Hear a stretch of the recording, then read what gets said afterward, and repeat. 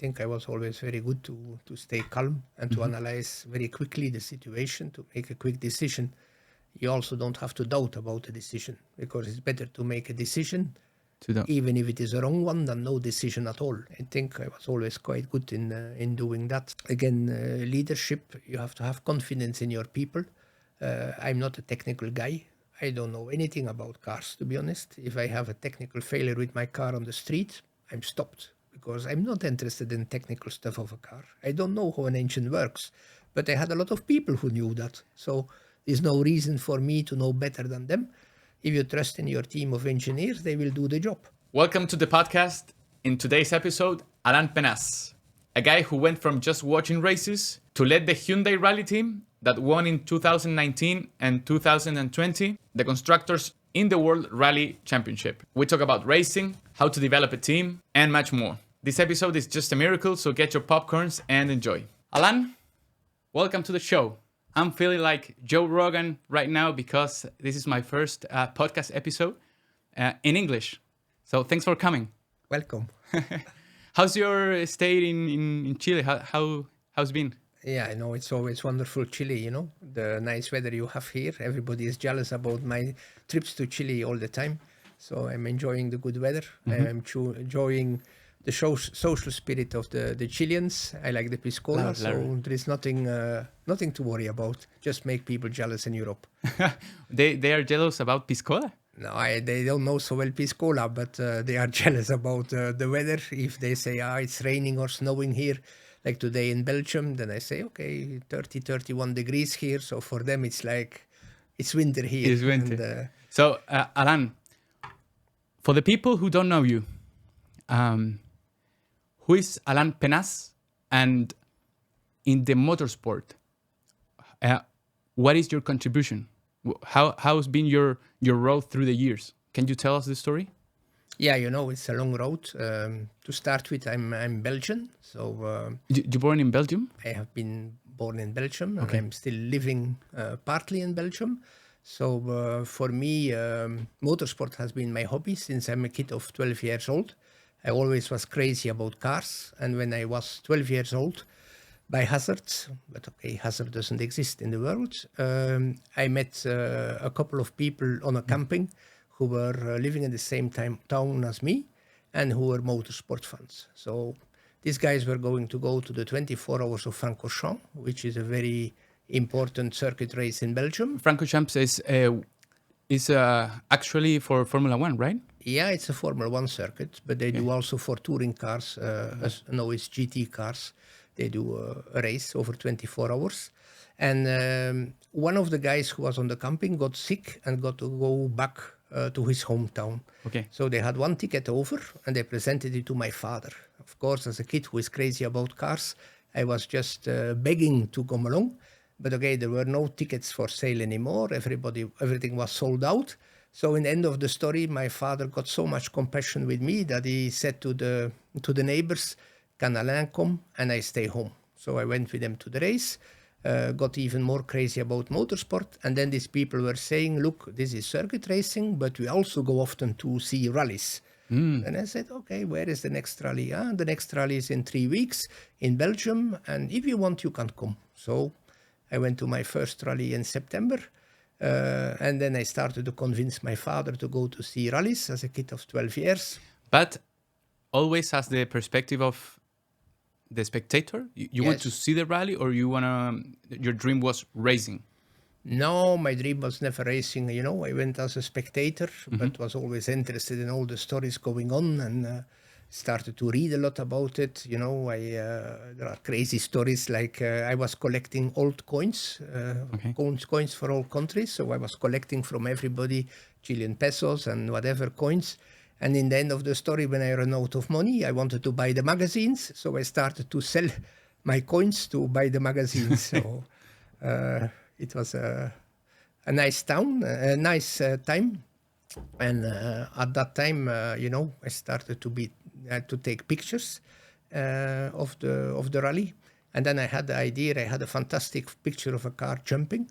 And then I wrote a letter, because in my time you still had to write letters to the driver, like saying, I have a very nice picture of you, are you interested? And the guy sent me an envelope back with a banknote in it to cover the cost of the picture. So I reproduced the picture, put it in another envelope, send it away. And then the guy said, can you make 10 of them for me?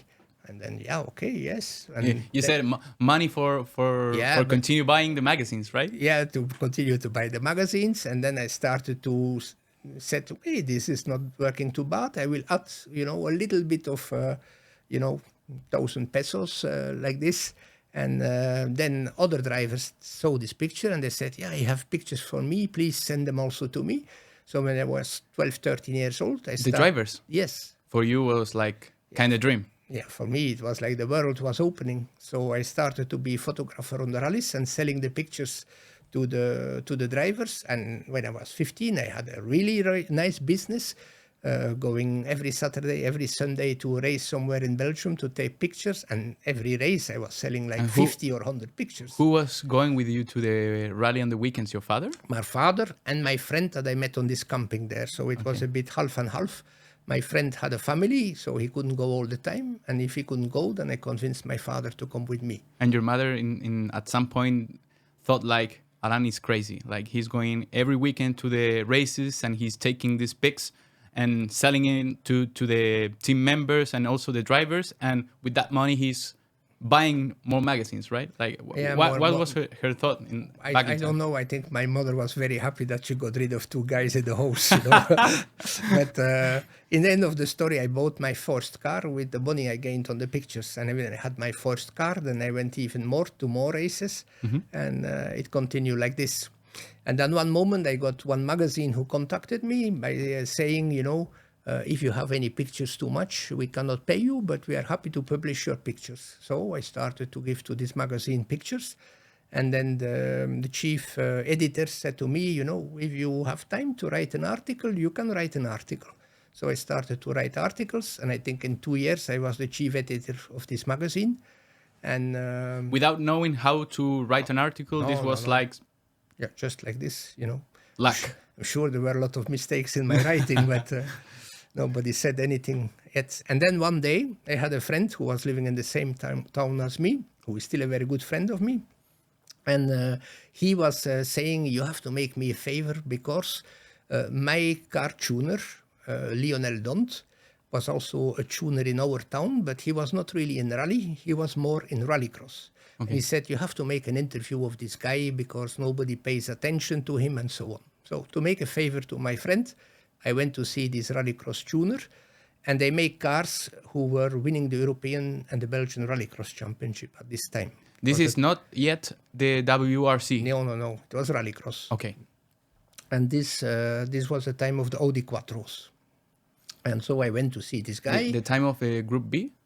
Yes, I think this was. We're gonna enter on that thing because we have some questions of the fans about it. Yeah, okay. Yeah. So then I was taking the interview, and then the guy said, Audi will produce Audi 80 Group A, and I want to put it in rally. Explain me a little bit how rally is. So I started to explain how was the service, the rally, the mechanics, moving from A to B, and then the guy was looking and said, yeah, okay, rally is a bit more complicated than I thought. So interview finished after 1 hour or 1 hour and a half. I went back home, and it was the time that the mobile phones didn't exist yet.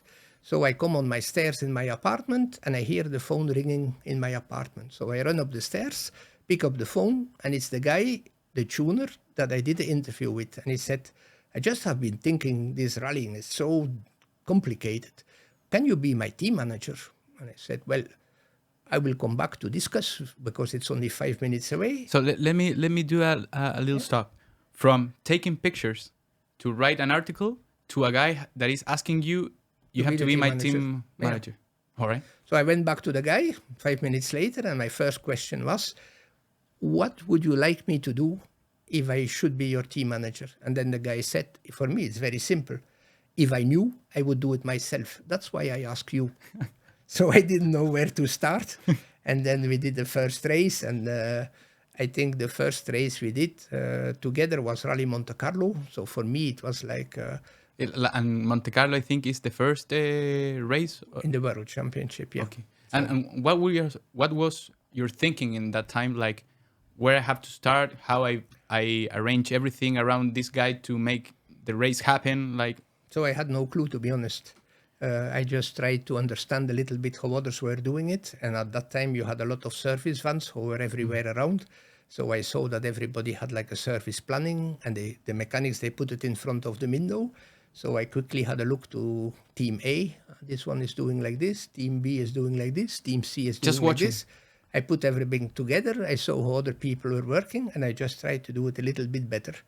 So, and that's how the story started in team management, in fact. And how everything evolved. Like, you stay with this guy, like, how many years? Then, Well, a few years, and then we start to work together for the Audi and Volkswagen importer in Belgium. Okay. And we started to do WRC rallies, because it was just the time that the Group B cars were ejected from the championship, and the Group A cars were coming in, so 86, 87. So just to, for the people who doesn't know this, the Group B cars were taken out because of some regulation stuff? They were too dangerous. Remember that we had a few accidents. Henry Toivonen got killed, and Attilio Bettega, the two Lancia drivers, got killed in 2 years' time. And there were many other accidents with those cars. So we had the fuel tank under the seat and so on. So these cars were not very safe and very fast. So, so they were like dangerous literally because the oil tank was near the seat, but also they weren't that fast. They were fast. They were fast, but they didn't have good suspension. They didn't have the proper tires like they have now today. So there were a few accidents, and one moment the FIA decided to retire these cars at the end of the year, and then they introduced the Group A cars. Better cars? Slower cars. It was they were a lot slower, less spectacular. So for rallying, it was maybe not ideal at that moment. But I had the advantage that my tuner, he had 2 or 3 of these Group A Quattros. So all the drivers, they wanted to have these Group A cars, but, you know, Lancia had a few cars and Audi had a few cars. So when Monte Carlo had to start, there were a lot of demands to rent these cars. So we went to Monte Carlo the year after with 3 cars, because we had 3 of these Quattros, and with 3 drivers who were running in the top 10, you know, the last places of top 10. So it was immediately a big job for me, because we had 4 service vans, 180 tires. The logistics started to be with mechanics who were not used to do that. So in the night when I was laying in my bed, you know, I was falling asleep, I could see the service vans driving everywhere. I had the feeling that I didn't sleep the whole night. So just for the people who watch, I think, more Formula One, for example, if you see the park, every team has like a big truck. Everything seems like super cool, like people who is cooking the meal. How is that in the rally? At that time, you know, it's like the pit, the box was moving, was in front of the van and was moving from one location to another. Okay. So you had to make a correct planning how the mechanics had to drive with their van from A to B, you know. And, you know, it was pretty complicated. And then you had to have a look still, the tires that you put on the car, where they arrive, and they go to another van. So it was a big logistic operation to make it all work. You know, at the time, we didn't have any mobile phones also. It was just... radio? It was a radio. But radio, if you are in Monte Carlo or here in Chile, you have the mountains. So the radio doesn't go over the mountain. So you had to think also that you put a car on the top of the mountain somewhere to make the relay between the 2 radios. Yeah, so everything was more complicated, but it worked, you know. So how was that first championship? It ended well? Yes, but, you know, the first year was very difficult because the tuner had no experience in rallying. So there were a lot of things going wrong. A lot of crashes? No, not really crashes, but, you know, technical problems that had to be solved. And they were used to do rallycross, where you can work 2 hours on the car. But in the rally at that time, you could work 7 minutes on the car. So, for example, if you break the suspension, yeah, you know, you're dead. Yeah, you were dead, or you were losing a lot of time and getting time penalties and so on. So it took a few years to put this all together and to make it better, in fact. And this, in time, this was which year? 87, 80, no, that was earlier, 86, 87, yeah, this time. And then you move on to? Then I had one driver who became works driver for Opel Belgium. Okay. And he worked with me with the Audi Quattro, so he asked me to join him to Opel Belgium.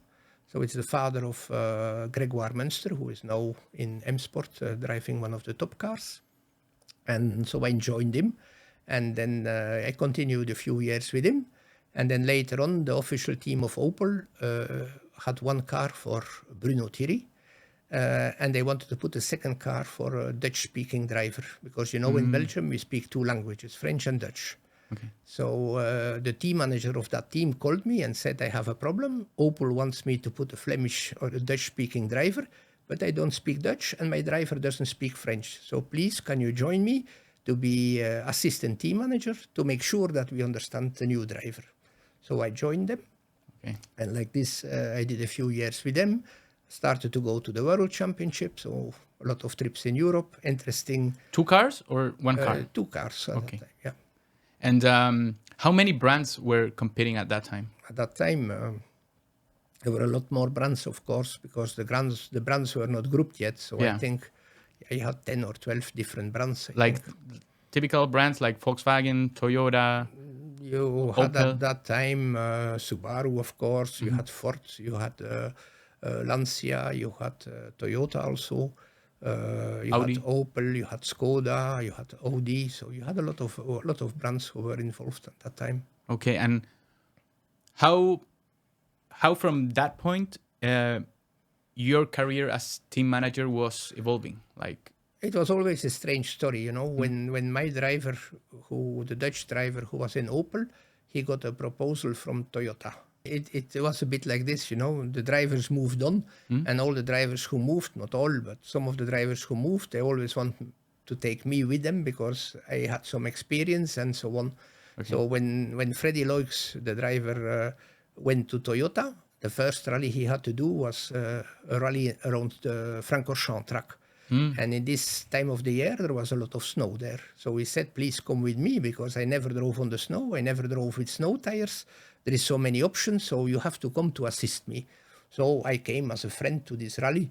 And first stage, he said there is quite a lot of snow. So I said, yeah, take the small snow tires, the narrow ones, and it will be fine. So he did the best time for the first time in a 4x4 car.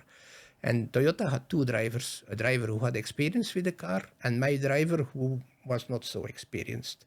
And then the second stage was a gravel stage, so he did 3rd or 4th time, I don't remember anymore.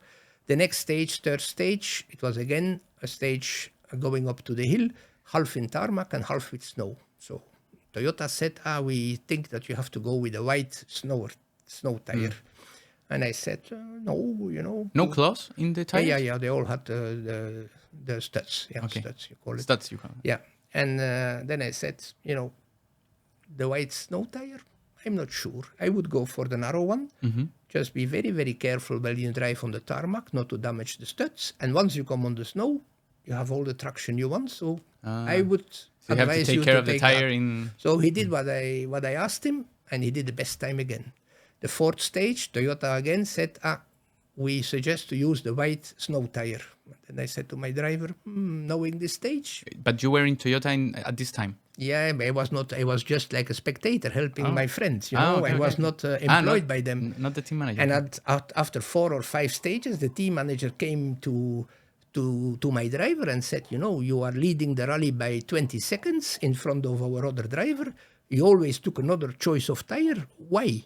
And he said, I don't know. My friend tells me to do so. So I follow his advice and it seems to work. And then he said, yeah, who is your friend? Yeah, he's a physiotherapist because my profession is in fact physiotherapist. And he helps me. And he was my team manager before.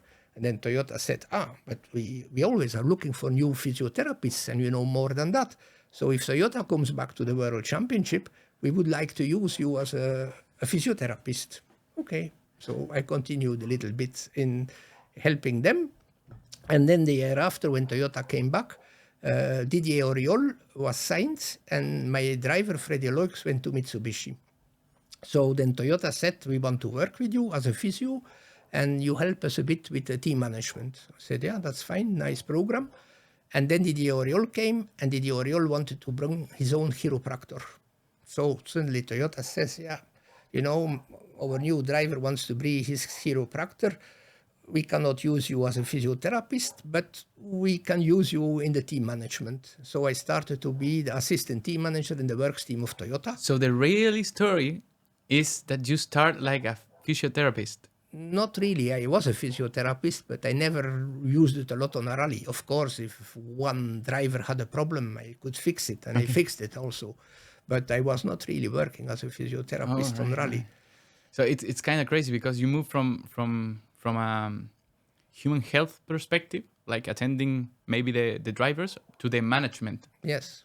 And how that work? Yeah, this worked well, you know. Then I started to be in the team management, working with Carlos Sainz, Didier Auriol, Juho Carlos Sainz Kankkunen. senior? Yes, senior. Junior was probably not born at that time. Yeah, because now we have Carlos Sainz Jr., Yes, right? we have. Yes, we have. Williams has, no? But yeah. So you start working. Carlos was the team manager, or No, Carlos was the driver in the time. oh, the time. driver Yeah, at that time, yeah. the other driver. Yes. They had So three your drivers. friend Carlos. My friend Carlos, and the third one was, I think, Didier Auriol at that time. All right. You know, I mix all the years up. After all the years I did, I mix everything up. So, And you start. What was your first role there in the management? assistant team manager was my role. Yeah.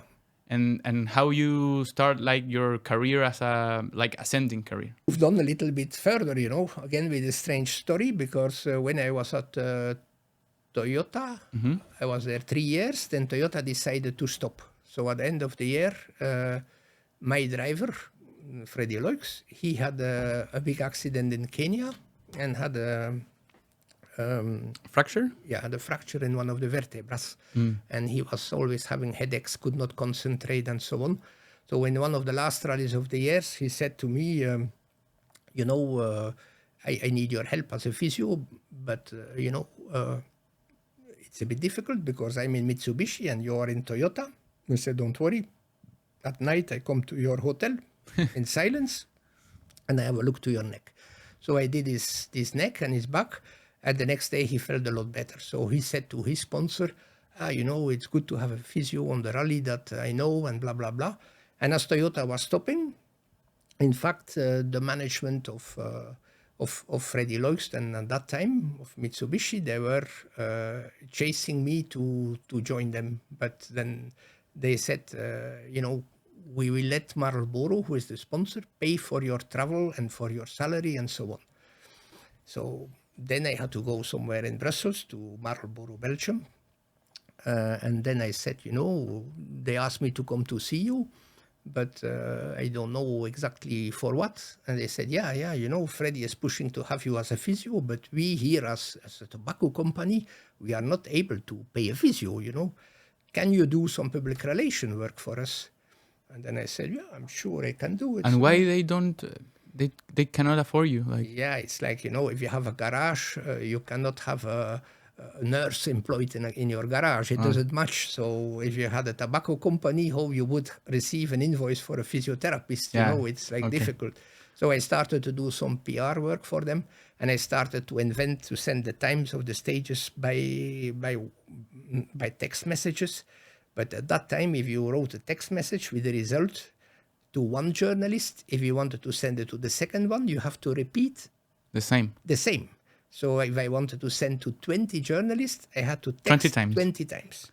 Oh, God. So that I invented a bit, and then Marlboro was interested in it, and then Marlboro started to say, you know, instead of working for Marlboro Belgium and doing PR, can you come to Marlboro Europe to take care of all the sponsorship we do in rallying? So I started to get involved in the sponsorship of Marlboro, which first of all sponsored Mitsubishi, and later on went to Peugeot with Marcus Gronholm, Richard Burns, Panizzi, I think, and I don't remember the other drivers anymore. So I was more in the sponsorship area then. So I did a few years that. And in fact, when that all stopped, because you know that tobacco publicity was forbidden at a certain Yeah. moment in motorsport. Same as alcohol, right? Like alcohol, and now it's a bit a problem with betting. They start to want to get rid of the betting, and from there on, I knew that the tobacco sponsoring was going to stop. So I started to make my own company to do some VIP events, and I took over the most important rally in Belgium, which is Ypres Rally. And then, I started to work on my own a little bit. So at this point, what time it is? Like 2005. 2005. Yeah. In this pivotal time, let's call it that way, you decided to start your own company. Exactly. But that company was doing like mostly the same job that you were doing in Marlboro, like PR. Yeah. Yes, it always changed a little bit because it's like the opportunities were coming. I have been doing a lot of things that I never did before in my life. If somebody asked me, can you do that? I always said yes. And then later I was thinking how I can do it. You first sell, then you do. Yeah, that was a bit my theory. Cool. And how was that transition from your company to come back to the WRC as team manager? How's that story? Like? Yeah, with my company, own company, at one moment I had a phone call from France, an old friend of mine, because when I was doing the first time Rally Monte Carlo in 1987, one of the drivers became the distributor for Michelin tires. Okay. So 20 years later. And then he said, I have a problem. I have a contract with Michelin to do the WRC Championship. The first race is in Kenya, and I have to send a container to Kenya with tires and with mechanics, and I don't know how to do it. Can you help me? I said, yes. Yes, of course I can do it. Why not? Why not? Okay, it was logistics, so I knew a bit how it worked. So I sent 6 containers. But it's different to send a container with tires to, I don't know, Austria, that to send... it's a bit more complicated. To Kenya, maybe there's nothing left. Of course, I had contacts there, so I contacted a local guy there that I knew, that I could trust, and, we had a workshop. So these containers arrived last minute, everything was fine, so Michelin was very happy. And then I said, I will do this one rally. I went to Kenya to organize everything from them. And I said, I will do one rally because I don't have so much time to do more. And then they said, yeah, but, everything went well in Kenya. The next rally is in Turkey, and we have to go with the trucks for the first time. And it's with Carnet ATA and all these sort of things. Can you help us for Turkey? Okay, so send everything to Turkey. Everything went well in Turkey, and then Michelin really captured me and more or less forced me in a gentle way to continue with them. It was not really the job that I wanted to do, but it was working with nice people. I was meeting all the teams, and it was a good atmosphere, so I continued with Michelin. And then 2 years later, I think Michelin made a comeback in the World Rally Championship. This is like 2007 or 8 approximately? I think it's 2010, something like this.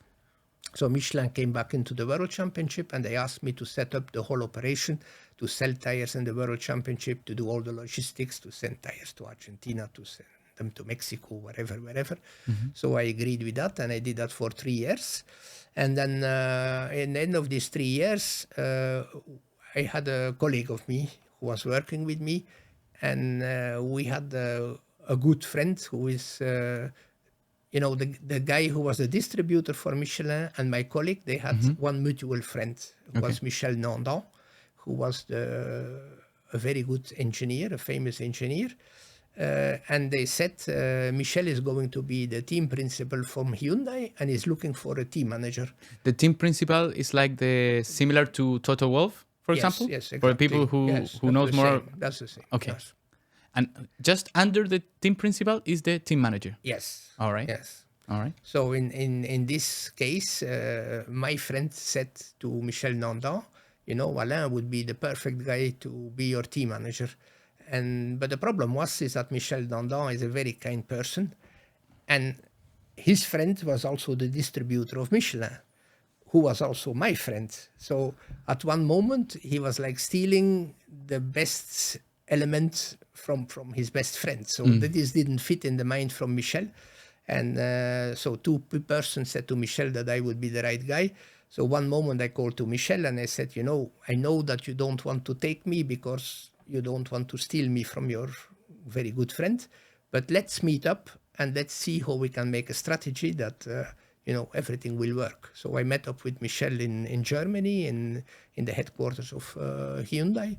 It was the 1st of February in 2013, I think. Okay. And I know exactly that it was still snowing there. And then I said, look, let's make an agreement in the first year. Sorry, Alain, but curious that the headquarters of Hyundai was in Germany. Why a brand from South Korea is based in Germany? It's like a strategic position to race the WRC? It's more a geographic reason because as most of the rallies in the World Championship are in Europe, it's good to have your base somewhere in Europe. And if you are in the middle of Europe, like in Germany or in Belgium or in France, it's very strategic in distances to the Europe region. And you have, I imagine, you have better access to talent, to engineers, to... Yes, and also a lot of flights coming into Frankfurt.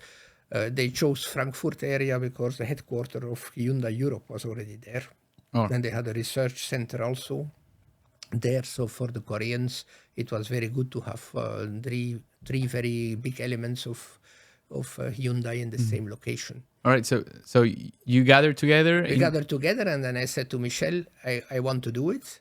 Right. So let's find a solution for our friend. And our friend had also a son who had to make some promotion because you had me in Michelin, you had my friend who said to Michel that I would be the right choice. And then he had the son of the boss. So I said, let's take my friend to a higher position and get your son a better position. And the first year, I will still supervise all the work, what they are doing. So I don't let you down. So we agreed a system that I was working for Hyundai and start the job as a team manager. And I was still helping the Michelin guys to do a perfect job.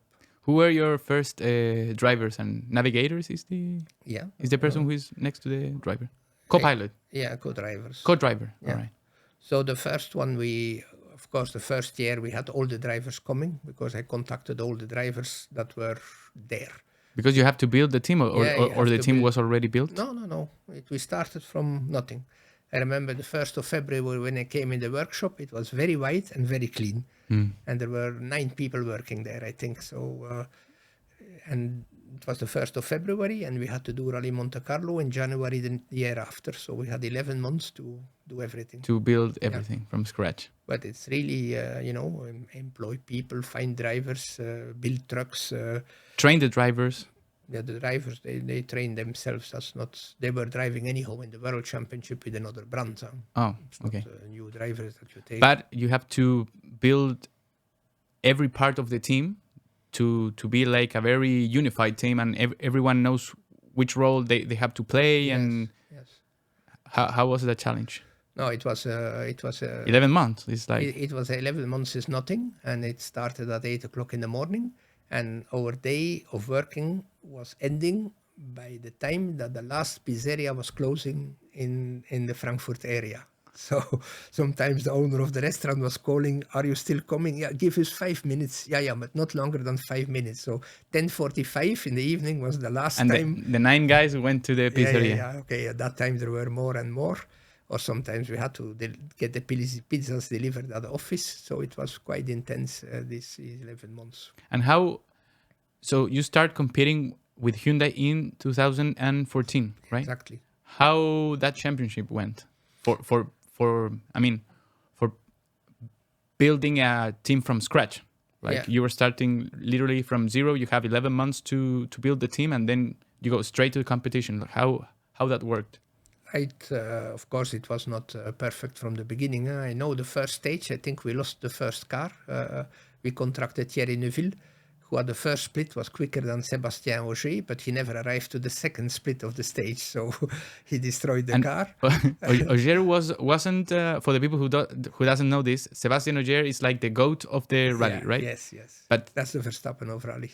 Yeah, that's the Verstappen of the rally. And Thierry Neuville. Thierry Neuville, yeah. Was very young back then? At that time, he was a bit younger than now, yeah. But He was an impressive talent also. Yeah, he was a very good talent and a But fast driver. But he was crashing the cars. Yeah, I think he was very impatient, wanted to prove that he's very good, which was the case, but it was only for 2.5 kilometers. So if you are a new manufacturer coming into the championship and the first car is out after 2.5 kilometers, you... Stage 1, you mean like the first race? Exactly, or the first stage of the day. Of the day, okay. So it was not a good morning. Oh God! And the other car, who were there? Danny Sordo was the other car. And he finished? At lunchtime, I think he was third at lunchtime. But then the car ran into problems. I don't remember anymore which problems. Yeah, mechanical problems. So this car also withdrew. So I think after the second day, we didn't have any car anymore left. Oh God! So that was the start of the championship. And the Toto Wolff of back then, what he said? Like, now Alain, what the hell happened? He was also there. So everybody was, of course, very disappointed. But we had a very good party at that time. And then after that race, that was Monaco, right? Yes. The first race of the year. Yes. And how the team evolved and how that championship ended. Like, from every rally, everybody learned something, So the second rally was in Sweden in the cold. I don't remember so well how that went. Snow? Yes. All right. There's only snow rally in the championship. And the third rally we did was Mexico. And there we had our first podium on the limit because... Neuville? Yeah, Neuville. Okay. Thierry Neuville had a small problem with the car overheating after the podium. The Finnish podium was in fact in Guanajuato, which is 50 kilometers away from the Parc Fermé of the finish of the rally. So on the road section, he got the car who started to overheat. Mm-hmm. So they put all the water that they had in the reservoir for the. And then they were still overheating. But luckily, in Mexico, the rally was sponsored by Corona, the beer. And they got 2 very big bottles of Corona. And you put Corona? So they put Corona in the radiator to get the car to the finish. And then it was a big discussion. I had to go for the first time to the stewards, which are like the judges in motorsport. Is the FIA? It's the FIA, yeah. All right. So the discussion here was like, hey, dude, you use Corona to... Yeah, where does it come from? And then there was a small rule in the regulation who said that whatever the organizer gives to a team, they can use. So as the organizer gave the bottles of beer, job was done and we were Technically, the problem wasn't the thing particularly. It was that the guy who gave you the thing, it was allowed. If we would have got it from a Gonzalo in Mexico, we would have been out of the race. But as the organizer gave us the beer, everything was fine. And that was the first podium? The first podium and the first time I had to go to the stewards. Oh, God. And I imagine that day the party was like... Yes. How you celebrate that day? Because that after like 2 years? No, it was in the first year. Oh, the first year? The third race? Yeah. You get a podium? Yeah. There were some expectations about, hey, dude, we can win this thing. Like we all knew that the car was not really the best car of the championship at that time because it was the first year and everything had to be in a bit of a rush. So we knew that the car was not up to the level of the other cars of the championship. So winning really on paper was impossible. Of course, if other people ran into problems, we could come closer. Yes. Which happened a few months later in Germany, where we had first place and second place with Neuville and Sordo. Because we were fourth, I think, on Sunday morning. And then I think first one to go off was Jari-Matti Latvala with the Volkswagen. And then I remember that guy, the GTI. And then Chris Meek was leading. And the next stage, Chris Meek goes off the road also. So suddenly Thierry Neuville is leading the rally because 2 guys made a mistake on the Sunday morning. That's the beautiful thing about rally. The difference between, I don't know, Formula 1, that Formula 1, everything is like so perfect and everyone races at the same time. But here you are going like alone with your navigator. And if you, I don't know, if you brake late in a turn, you went off the road and the guy who's coming on the back maybe can win the race. Yeah. Like everything can happen. In that championship, who were the most prepared teams? Like best car, best engineering, and I think best racing at that time racers. it was the period where Volkswagen and Sebastian Ogier were. It was Ogier. Yeah. All right. They were ahead of everybody. Yeah, Ogier. With the car, with the drivers, with the team strategy, with everything, they were on top of everybody. And Ogier was in Volkswagen? Volkswagen, yeah. And Loeb? I think Loeb was maybe still in Citroën, but maybe not doing the full championship, I think. Oh, all right. And how it ended that year? Like, you were happy with the performance of the team? Yeah, you know, we were happy, but we knew that with the car that we have, you know, you cannot change everything on the car. You had a few jokers, they call it, where you have it's like a joker that you have. But from year to year? From year to year. It's limited per year, but you have a few jokers. So you really have to choose very well for what you are going to use the joker. And you are limited, you know. Just for the people who don't understand very technical like this, for example, if you build a car for 2 seasons, 2 years maybe, I don't know how the regulations work for this, but you just can, from 1 year to another year, fix or change three things. Yeah. And that's it. But limited. You cannot say, for instance, I will change the whole engine. Okay. You can change the exhaust, or you can change pistons or one thing. You only have 3 jokers or 5 jokers. I don't remember so well anymore how many you had, but you are very limited. So we knew that with the actual car that we have, that winning a rally was going to be very difficult. So it's only in 2017 when the new cars came that Hyundai could build a completely new car, that we were able to make a car. 4 years later. Rallies. Yes, 14, 15, 16, 17, 17, 3 years later. Yeah. And then you start engineering again the car for the championship of 2017, 18, and 19, I think. And what happened in 19? I think we were world champion. No? I am not very bad in the numbers and years and so on. So I think in 19 and 20 you won the constructor manufacturer championship. Championship. What is the difference between that and, I don't know, when the racer ends first? You know, winning a rally is always very nice. Winning a championship, it's over a whole year, and sometimes you have people who does a very good championship, but in the end of the story they are not winning it. If you see now in Formula 1, Max Verstappen is the world champion for the drivers, but it's McLaren who is the manufacturer champion. Yeah. So it's sometimes a bit mixed. So we were very happy in 2017 when we saw that Hyundai produced a car who was able to lead rallies, Monte Carlo and Sweden. This is the i30? That's the i20. It was an upgraded version of the i20. All right. So we had a car at least to fight for the top and fight for the wins. And how was that championship in 2019? Like, what was different? The car was feeling super good, like the team were super fast on the pits. I think it's a general thing, because rally is more than just a driver and a co-driver or a good car. You have to have fantastic drivers, fantastic co-drivers. You have to good team strategy. You have to have the best engineers. You have to have the best car. You have to for the whole year make everything as perfect as possible, and you have to have a bit of luck also, of course. And I think 2019 we got at least the things right, and were able to beat Toyota, I think, at that time. Toyota was super strong. Like Tanak was racing on that. Tanak was racing there, and he was like very. Yeah.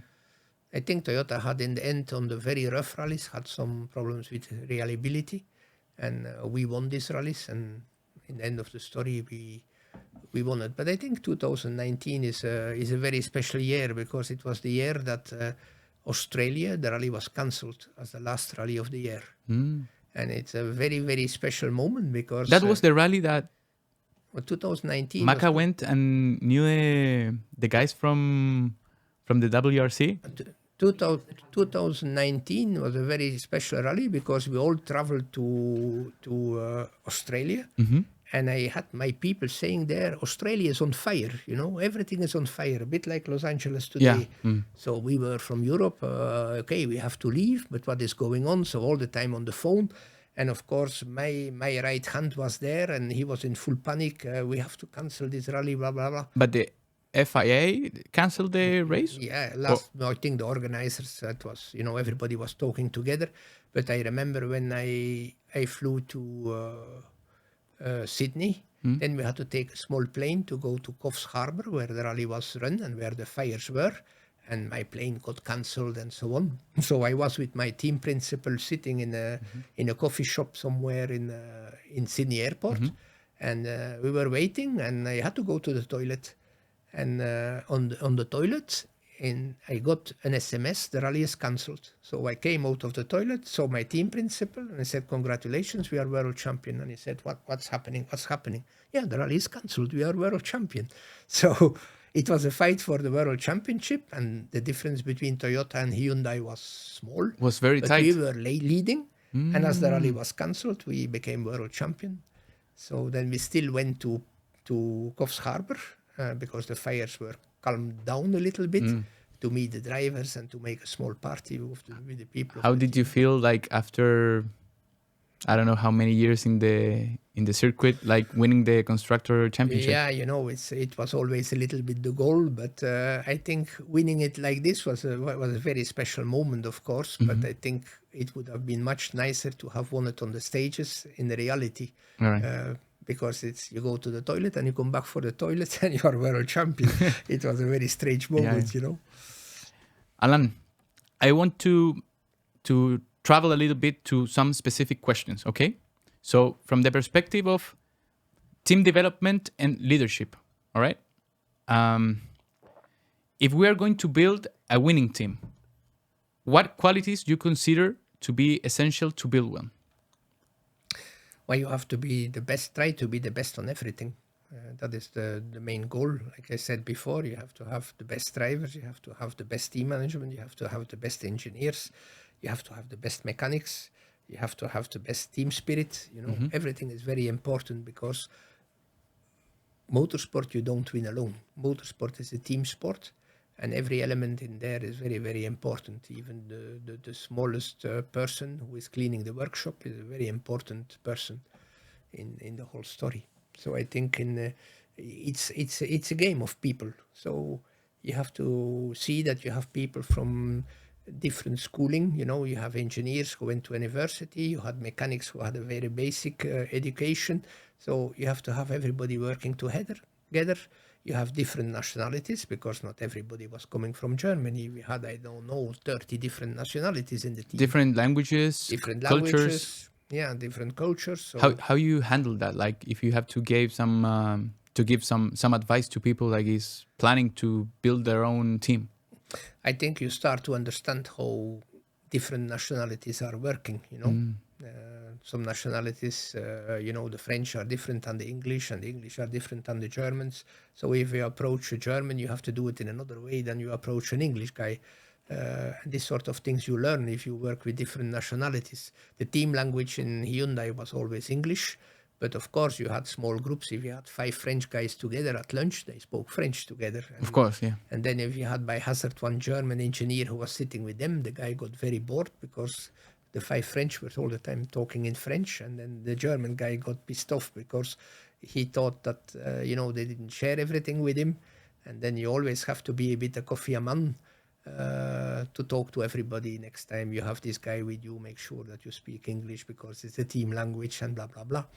But often you see that yourself, you make the same mistake, How you handle your own psychology to deal with all this stuff, plus like having the goal of winning or having the best team possible, like, because you have to handle everyone, but to handle everyone you have to first be very calm and very, I don't know how to say it, but very okay with you. I think first of all you have to always stay very objective. Okay. Make sure that you are very, very honest and very, very clear with the people. And if something is wrong, you have to be able to explain it in as nice way as possible. But sometimes you have to deliver bad news, It's not always, the sun is not always shining in motorsport. If you have to tell a driver whose ambition is to become world champion that his services are not good enough and you don't need him anymore next year, it's not a nice call to make. Yeah, sure. But if you are always honest with the people and you are very open, it's pretty simple, I think. So Here comes the next one. What is your leadership philosophy and how you handle pressure in critical situations? Well, you always have to stay as calm as possible. I think I was always very good to stay calm and to analyze very quickly the situation, to make a quick decision. You also don't have to doubt about the decision, because it's better to make a decision, even if it is a wrong one, than no decision at all. And I think I was always quite good in doing that. And again, leadership, you have to have confidence in your people. I'm not a technical guy. I don't know anything about cars, to be honest. If I have a technical failure with my car on the street, I'm stopped, because I'm not interested in technical stuff of a car. I don't know how an engine works, but I had a lot of people who knew that. So there's no reason for me to know better than them. If you trust in your team of engineers, they will do the job. If there is a problem that occurred, I said to them, explain me a little bit why we have this problem and what can we do to avoid it, or what can we do to repair it. But I didn't know to be an engineer. I didn't need to be a better driver than my drivers. They were good enough. But you have to make sure that all these people who know very well what they are doing, that they are talking together, that they share the information, and that you get the best result out of that. Wow, that was a good one. Can you tell us, like, which one were the key decisions that make the whole difference? I don't know, when you have your best seasons that you remember? Oh, I think there are so many of them, but I think what is very important if you have also your drivers working together, because the ambition of every driver that you have in your team, or every engineer. Driver or driver and its navigator? No. Most of the time the driver and the co-driver is like a couple, so you don't have, they are stick together. But the three different drivers you have on your team, they all want to win. Yes. And sometimes they have the habit not to share information from one to another. So you have to figure out a little bit, like, it cannot be that that this problem is there. You have to tell it, So you always have to try to get all the information from everybody and make sure that everybody talks to each other. And this was the most difficult part in the first year, where you saw that the drivers kept all the information from them. If one driver found a better setting, then he was more or less forcing his engineer not to tell it to the other engineer. So there was no teamwork in the first year. Oh, because they want to compete. Of course, they want to be better than the others. So everybody who is in motorsport is a very competitive person. If it is an engineer or a driver or a mechanic, the mechanics is the same. They want to have their car winning. Yeah, sure. They don't want to have their colleagues' car winning. I think if you look to the last rally of this year, Hyundai was leading the World Championship. Yeah. And Tanak still wanted to compete on the Sunday to have a chance to win the World Championship from Neuville, and then he crashed. And like this, Hyundai lost the world title. Oh, so God. it's not team spirit. It was a very stupid decision of Mr. Tanak to think about his own interests and lose the title for a manufacturer. I think Tanak was the guy who crashed in Chile, right? No, it was Neuville.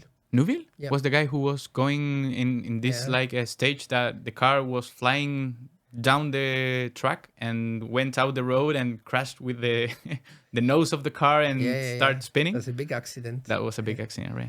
Yeah. So from the race logistics viewpoint, how does a team prepare to compete in a WRC race? Well, preparation is half of the work, I always say. So if you are well prepared, half of the job is done.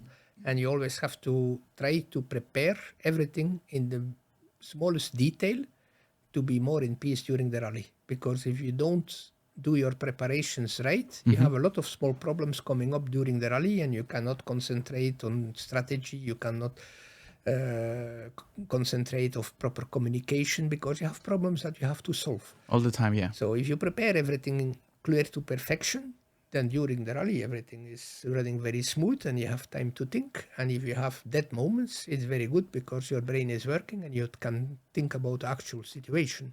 But that's a good point, because you can prepare for everything, but everything is not enough, because each time a new scenario could happen.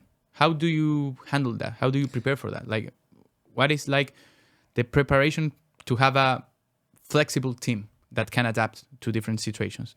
Yeah, but you have to try to anticipate as much maximum as possible, and you also have to prepare what could be the different scenarios.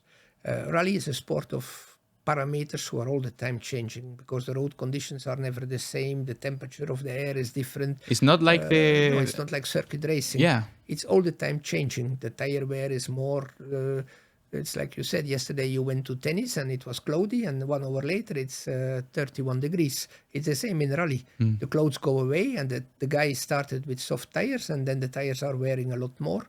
But rally is always a sport of compromises. Nothing is perfect. And I often had a discussion with the drivers that they said the tires are shit. I said, yeah, but in rally, there is never a perfect setting. It's perfect for 1 kilometer, but it's not perfect anymore for the next 5 kilometers. So a rally driver is a person who adapts him all the time to changing situations. And I think it's the same for engineers in rallying.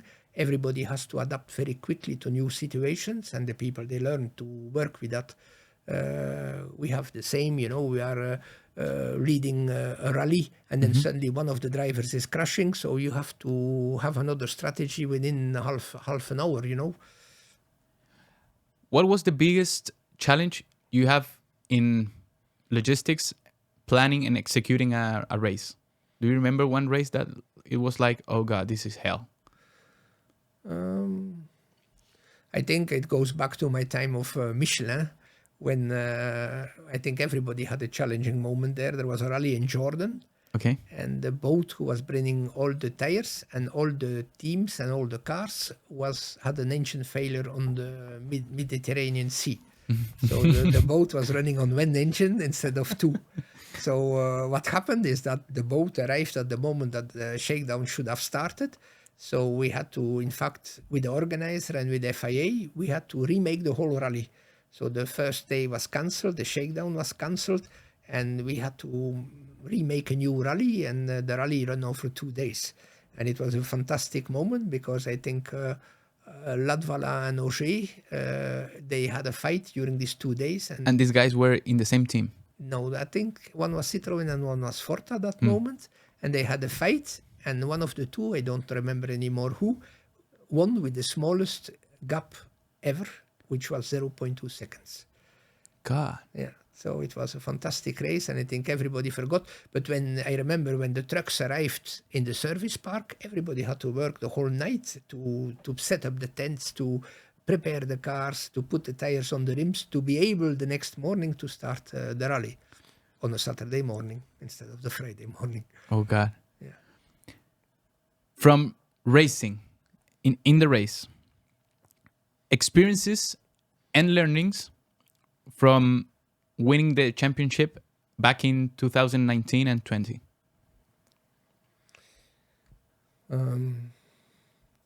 Like I said, I'm very, very bad at remembering in which year what happened. 2019, 2020. I think the most shocking thing in 2020 was that we all understood that the security that we thought we all had never was reality. COVID happened. Yep. So I think that was the most shocking thing about 2020, where we always thought that everything was fine, that the world could not turn in another way. And we realized that everything can stop from one moment to another.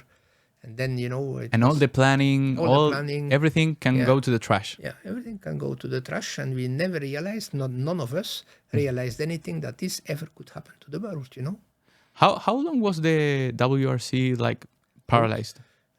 We stopped in Mexico in March, okay. And I think the first rally restarted, I think in August or September in Estonia. So we were 6 months out of. What did you do with the people Well, the people, we left them at home. I was so smart to come to Chile after Rally Mexico for 10 days to have a holiday with Maca, and I got stuck for 3 months here. So I was all the time on the phone with Germany, and the office and the workshop was closed, and then we could have like 10 people working together in the workshop instead of 100. So that was a goal planning. Okay, 10 people go now, 10 people go then. And we had to prepare for the races because the plan was all the time changing. Estonia is going to be the first rally. Belgium is going to come in. You know, everybody had different plans, and FIA changed every day a plan because they planned to go to Belgium. Then the situation in Belgium got really worse, and Belgium cannot happen. So Estonia was the first lucky one to happen. And I want to move on to the fun questions because a lot of people wrote me yesterday to know some stuff about you. Okay. This is from Vito. Vito. What do you think about the legendary Group B? No, I think the legendary Group Bs were fantastic cars for that time. They were monsters, you know. I think for all the fans to have cars with such speed, such an acceleration, they were like monsters going through the stages, through the forest. So I think for a rally fan, it was heaven at that moment. But I think every rally fan understood that these cars were too dangerous to play with at that time. I'm sure that the actual cars of today are 2 times faster than these cars at that time. But they're like 10 times more 10 times, like 100, safer. 100 times safer. Yeah.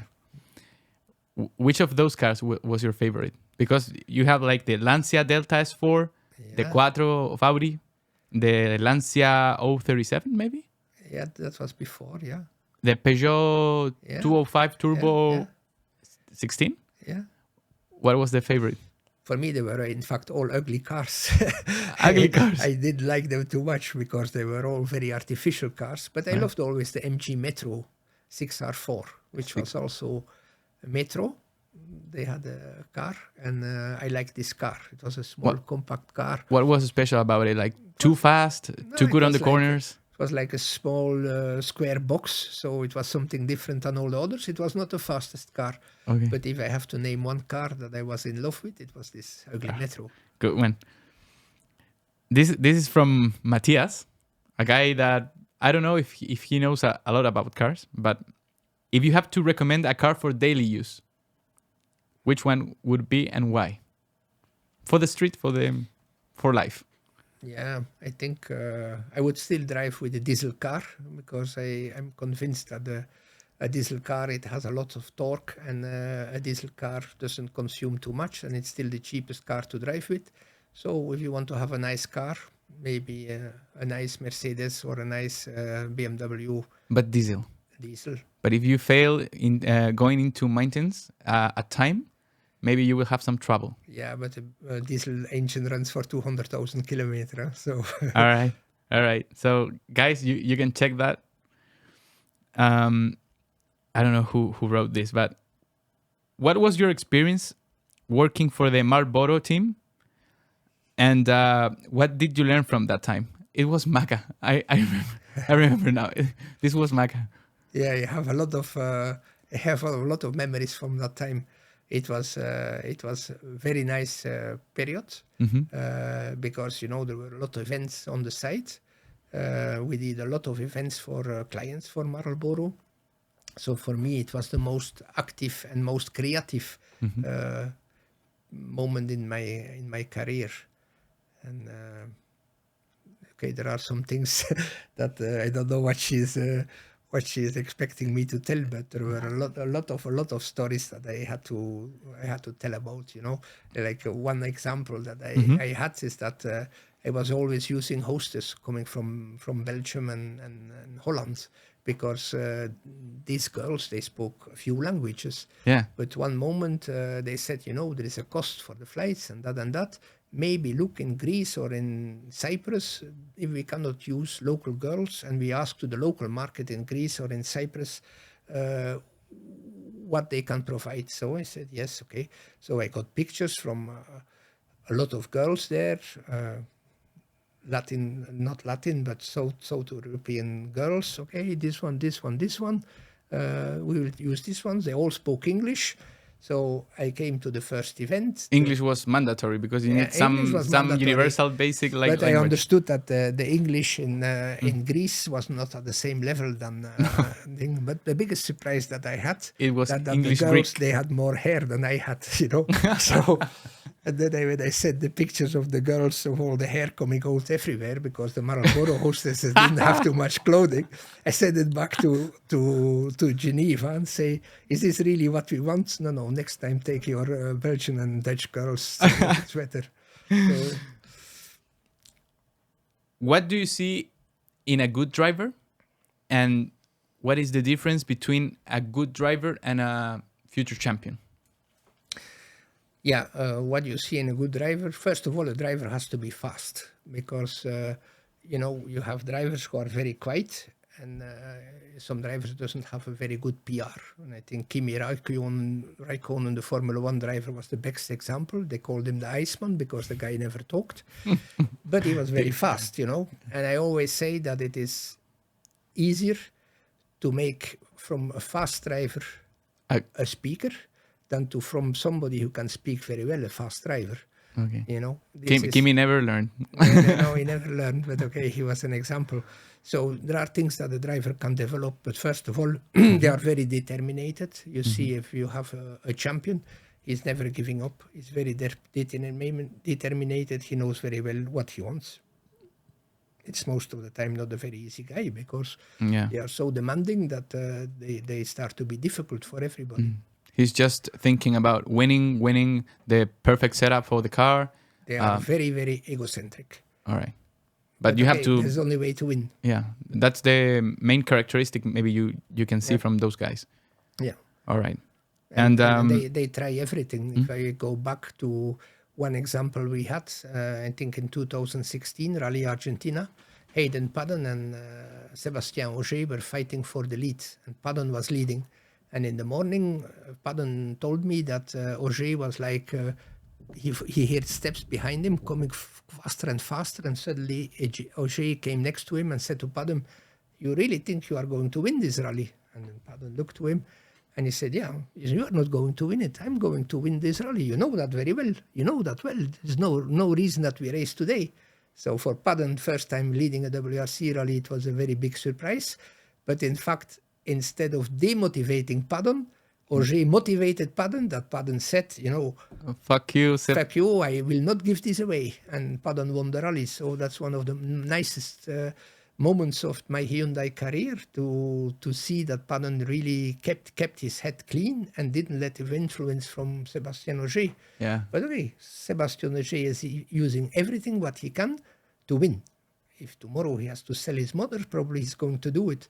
And he's very clever in this sort of games, and I think it makes him more complete. And there is no surprise that Sebastian Ogier, at the age he has, is still winning a lot of rallies because he's so intelligent and he's so clever in whatever strategies he has to play, that he's using all the gifts that he can have to win rallies. Do you know which battle do you... make me remember the battle between Niki Lauda and James Hunt. Those guys were like, in Formula 1, those guys were like, hey, I'm going to beat you. No, today we cannot race because it's raining. And maybe this battle between Ogier and, what was the name of the other driver? Paddon was the same thing, but those guys were leveling more up the race. I mean, all the other drivers were like, they're not actually competing. These two guys want to beat each other. And actually, Ogier makes Paddon like win. Mm-hmm. How do you see that level of competition between the other drivers?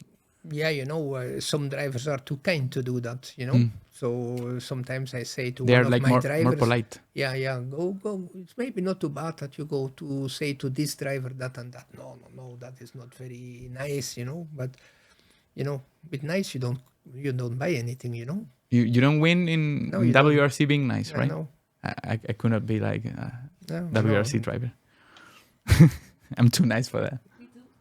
It's the same in Formula 1. If you look to Norris and Max Verstappen, who are very good friends, the moment that they really go into a fight, it becomes a real fight, because they both want to win, and none of them is going to give up. So I want to ask you that, like, this is not a fun question, but in Formula One today, there is a big question about, in the same car, with the same team, Leclerc, Verstappen, and Norris. Which one? I don't know so much about Formula One. I just look like a spectator and try to understand a bit the strategy, but I still think that Max Verstappen is the best driver that they have in Formula One for the moment. Oh, guys, you're so screwed. till Verstappen is still racing, you don't have any chance to win. No, I think, everybody should learn something from him, but it's a machine, I Even think if he starts 19 on the grid, it doesn't demotivate him. no, He wants to win. He's going to pass everyone. And in the end, he's fifth, so he's happy with it because he gained 14 places. You know what I think? I think Leclerc has very good abilities, but something is not working, I think, internally of him. Because Norris, good head, good car, good engineering, but he cannot beat Max because Max has a little bit of 1% better in everything.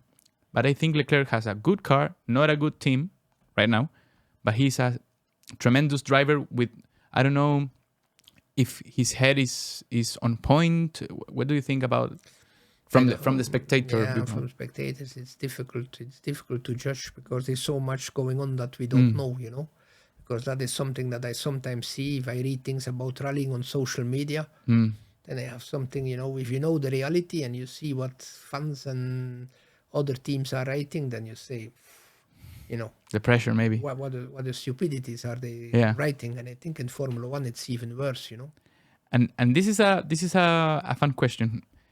How do you prepare mentally and technically for a race from the perspective of a team manager? Yeah, mentally, I normally don't prepare myself. I'm normally calm and I'm in peace if I know that everything is prepared well, and I have confidence in my people. So I never had.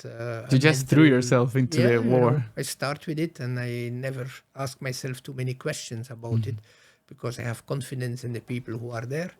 And if there are ones that I know they are a bit weaker and we have to check, so I ask to double check and I check. But if I had confidence in somebody, that's not my problem anymore. Go get it. Yeah. Go and get it. I want to take you a little bit out of the WRC world. What does love has taught you in life? Love. No, I think love is the key to life. It's the nutrition of life. If there is no love, nothing is possible. And I think also it reflects on motorsport. If some drivers are missing love, they are not complete. And I think behind every successful person or successful driver, there has to be somebody that they love to make their life complete, to be able to get to the goal that they have for their eyes. But from your personal perspective, what love has taught you over the years? No, love taught me that everything becomes much easier if you know that you are having the love that you want. In this case, Maca? Yeah, Maca, yeah. Yes. What is it? How is the story? How you met each other? Yeah, we met each other, in fact, in Chile, during Rally Chile, and but very distant, not really interested in each other. And then suddenly when I came back from Rally Turkey, I think we won the rally. I realized that Maca sent me already a few wishes in the last rallies on my work phone, but I was never checking WhatsApp on my work phone. So in the end of the story, I am in the lounge in Turkey somewhere in Istanbul, and I see in Maca's history, good luck in Rally Germany, good luck in Rally Sardinia, good luck in Rally whatever. So if I see all the messages that I didn't reply... And you weren't responding anyway? No, because I didn't. It was not activated on my... I always received all the WhatsApps on my private phone from the team also. I never used it on the second phone. But Maca was sending it to the second phone. So from the moment I saw all the messages I didn't reply, I got another color and I started to apologize, like, oh, I'm very sorry, I always missed your wishes, and okay, we won the rally here in Turkey now, so thank you very much. But if you want to send a WhatsApp, send it to my Belgian number. So then she started to send WhatsApp, and in fact, it's during 1 month, it was a non-stop waterfall of messages, 24/7. No physical contact. No, nothing. Okay. And Even not a phone call. not even a phone call. No. And then, there's another, maybe she told you already. Then I agreed with her to meet up in Salou or in Barcelona during Rally Catalunya. But it was also the moment that it was my birthday. So I more or less forgot a little bit about it. And then I invited also my son to come to my birthday in Spain. So my kid was then, I think, 12 years old or something. So I came with my kid to Spain, and then I said suddenly, oh shit, I agreed to go for dinner with Maca on Monday, and now I have this kid, until Wednesday morning.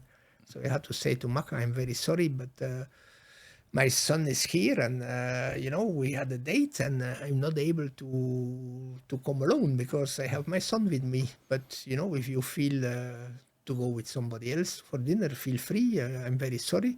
And she said, no, I will come with both of you. It's nice. So the only strange thing that happened this evening is that my son was talking non-stop with Maca, and Maca non-stop with my son, and I was just a spectator in the whole game. So the Tuesday evening was my birthday. Again, my son took possession of Maca, so I was obliged to have another date on the Wednesday evening, and then we were alone and had a proper talk, and then it all started. Oh, okay. Huh? They call it talk now. They talk. Is it Talk? Yeah. So, Alain, which things or projects are actually right now making you dream about the future? What is going on in your life? Yeah, at a certain moment, if you are an ambitious person, you always have still an ambition somewhere. So I think in my whole career, I have been doing a little bit of everything. So I think I have a very complete path that I did. I'm asking you because you win in the WRC and in love. Yes. So what's next? Yeah, what's next? I had also some other challenges. I organized 2 times a WRC rally in Belgium. All right. So that was also a nice challenge that I did. But I think you become a bit more slower. You enjoy more life now, and it's still nice to have some nice projects to do. But it's not really like a goal that I say I want to achieve that. I think having a bit easier life now, with still some nice projects, is a nice target. Which advice would you give younger people who wants to pursue their dreams and goals? Well, it's very simple. Never give up, and always believe that your dream can become true. That simple. So simple. And think like a champion. You can get it. Yes. You can figure out which north are you aiming for, and then don't stop. Go all in. And believe in yourself. If you want to do something, I'm sure there is a way to do it. It's maybe not an easy way, but you will always get there if your ambition is big enough and your hunger is big enough to reach your goal. I'm sure everybody can do it. Do you think that when you have a person so determined is the word, like the universe conspires with you, like everything starts getting into the position that it has to be, and people will help you? Yeah, like, I'm quite like convinced. building your own luck. Yeah, I'm convinced about that because I'm quite spiritual in my way of thinking. I think that if your thoughts are going in one direction, it creates the opportunities on your path. So I'm very sure if you always think in a positive way, it will help you to deliver your goal. Like manifestation. Yeah, if you really think in a negative way and you're always thinking that you are not good enough, you will never reach your goal. Final words. I really like this conversation. I can be like a whole day. I have a lot of questions, but which message would you send to all the fans of the WRC? Yeah, I think it's very important for all the fans that WRC is continuing. I think to be a WRC fan, you have to really be very, very passionate, because to go to stand there and spectate cars in the dust, in the snow, in the cold, in the heat, you really have to be very determined to see your fans passing. So I think for the fans, the most important message that I can give them is to make sure that they are always in a safe place. Because you started as a fan. I started as a fan, and I always was very concerned about my own safety. I have been photographer also, so you want to have the best picture, but ensure that you are in a safe place. Because motorsport nowadays can very easily stop if there are big accidents, and every rally spectator should be aware that his own safety is the most important thing. And just to close, this is a thought that just go through my head. What is the thing that you most like about Chile? I think the piscola. What do you drink in Europe, man? Piscola also, maybe. Also? No. But everybody is always surprised that I like the piscola. So. I can't believe that. That's the one I think thing. It's the weather. The weather? Yeah, the weather is amazing here. So, Alan, thanks for coming to the show. It's most welcome. It's an honor to me to have a champion, an international champion, and a champion from the WRC. So maybe we can meet in Europe the next time. Yeah, sure. Be my guest. Till the next time, man. See you. Thank you.